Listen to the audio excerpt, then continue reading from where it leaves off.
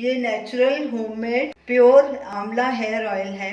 इसमें हमने कोई आर्टिफिशियल कलर, फ्रेग्रेंस या प्रिजर्वेटिव नहीं डाला। इसको लगातार यूज करने से आपके बाल लंबे, काले और घने हो जाएंगे।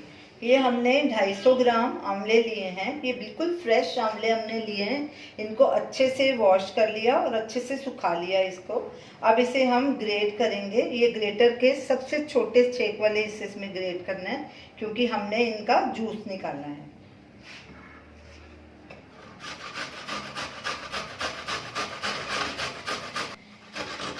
ग्रेट करके इसकी गुठली अलग निकाल देंगे और इसी तरह बाकी के आंवले भी ग्रेट कर लेंगे। सारे आंवले हमारे ग्रेट हो गए हैं। अब इनका हम जूस निकाल लेंगे।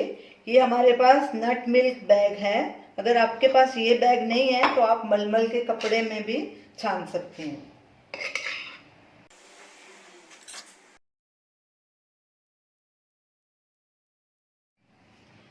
अब इसको निचोड़ के इसका जूस निकाल लेंगे।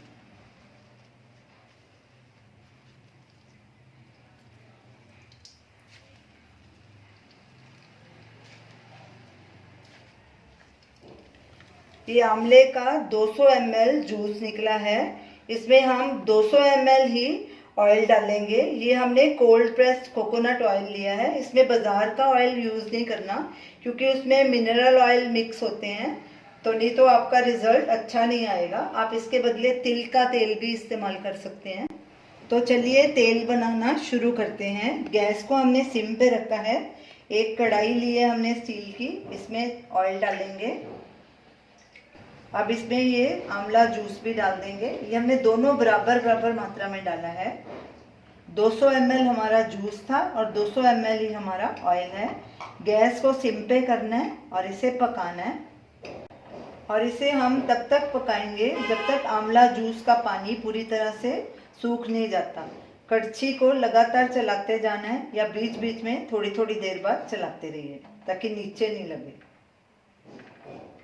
तेल उबलना शुरू हो गया है। इसमें पानी की उबलने की आवाज़ आ रही है। ये देखिए तेल थोड़ा थोड़ा ऐसे बाहर आ रहा है उबलने के बाद। आप इसे ढक भी सकते हैं, आधा ढकना है इसे, पूरा नहीं ढकना। और बीच बीच में इसे हिलाते रहना। जब इसमें से ऐसे पानी की आवाज़ आनी बंद हो जाएगी तो समझिए तेल तैयार है। तेल बाहर उछलना कम हो गया है।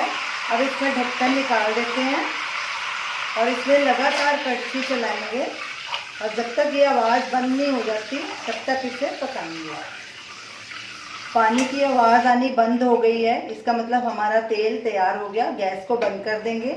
ये देखिए इसका नेचुरल कलर आया है बिल्कुल। अब इसे छान के एक बोल में ट्रांसफ़र कर देंगे। इसे लगातार यूज़ करने से आपके बाल भी घने, काले और लंबे हो जाएंगे। तो आप इसे ज़रूर ट्राई कीजिए। जब ये बिल्कुल ठंडा हो जाएगा तो इसे हम एक कांच के एयर टाइट जार में भर के स्टोर कर लेंगे।